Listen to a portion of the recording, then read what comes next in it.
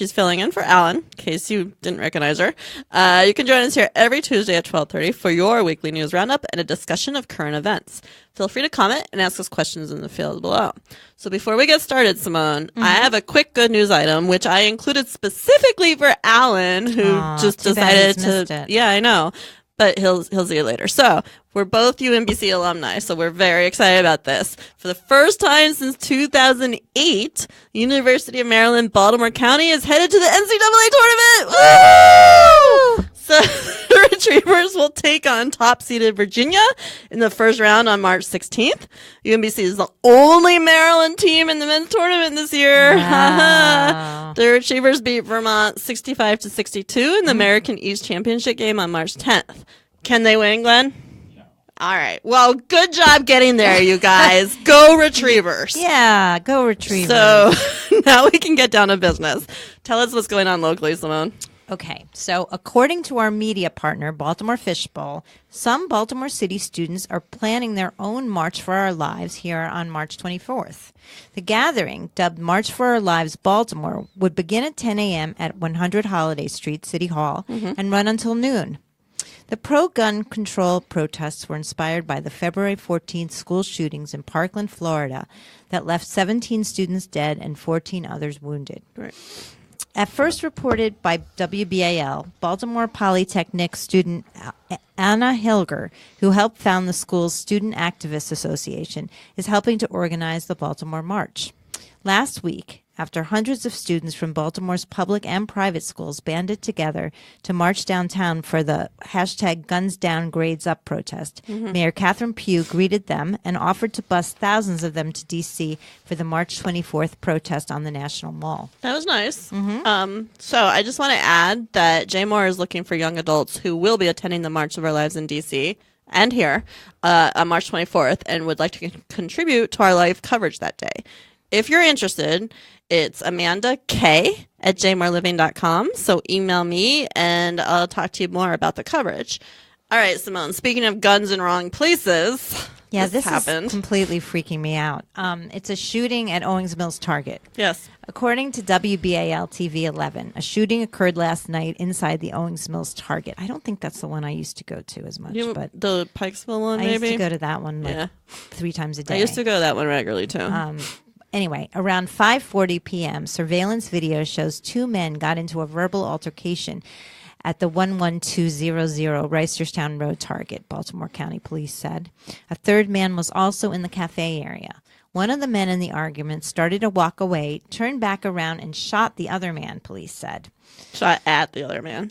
Right. Right. The shooter and the third man, who was in the cafe, are then seen running out of the Target, followed by the victim. Police are reviewing surveillance as they try to find the person who pulled out the gun in the store. Officials are not sure if the man who was shot at was struck by the bullet. Anyone with information is asked to contact the police. Right. It seems so weird to me that the victim would run after the shooters. Well, I think they were all together and probably up to no good, maybe, and he had to get out, too. He made me didn't get shot. Like, there was a shooting, but he might not have gotten shot. So he wants to continue hanging out with those guys? I don't know. We can't pretend to know what happened there, but like, really, take it outside. Like, you don't have to do that in the cafe. No. Like, take it outside and deal with your problems. But if you're just joining us, this is Jay Moore's Need to Know on Facebook Live. Share, like, and follow at hashtag Jay Moore Need to Know.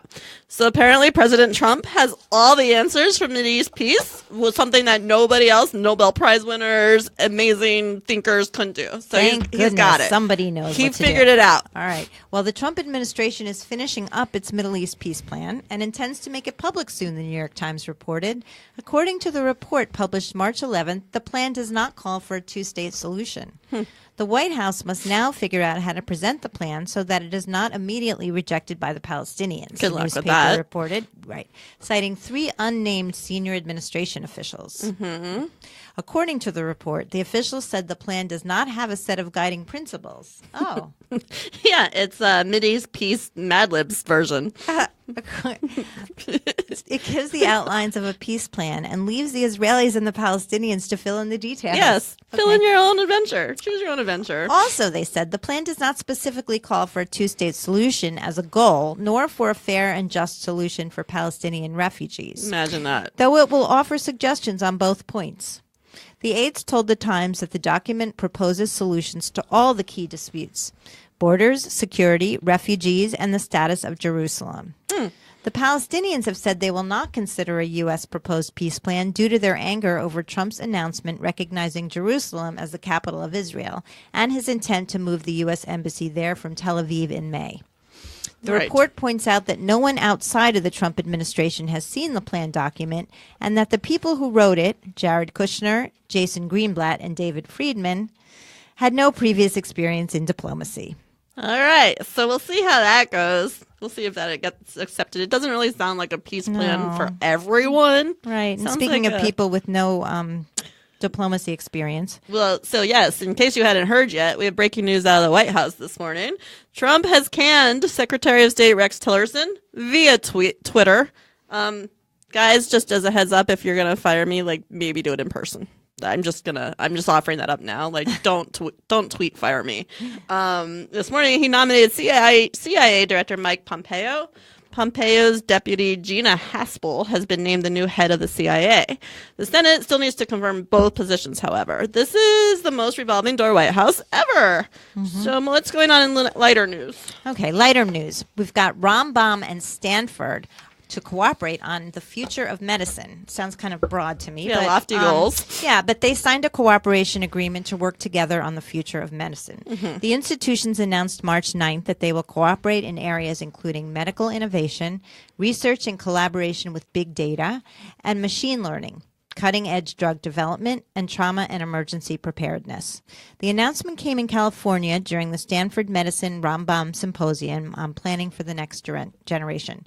Rambam is a regional hospital with 1,000 beds and 130,000 visits to the emergency room annually and an annual budget of $400 million. Stanford is a 600-bed hospital with 60,000 visits to its emergency room annually and a budget of $7 billion a year. I really just like saying Rambam.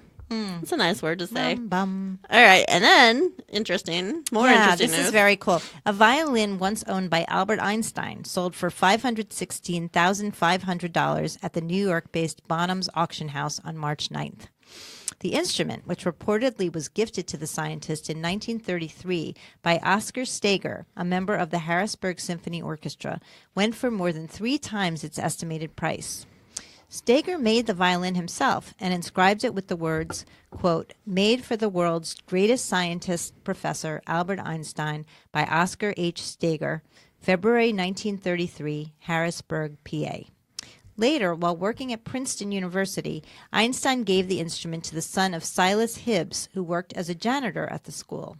It has remained in the Hibbs family ever since. That's really cool. They got a nice tip and held on to it for all their generations. Yeah. Our friend Kenny's here. Hi, Kenny.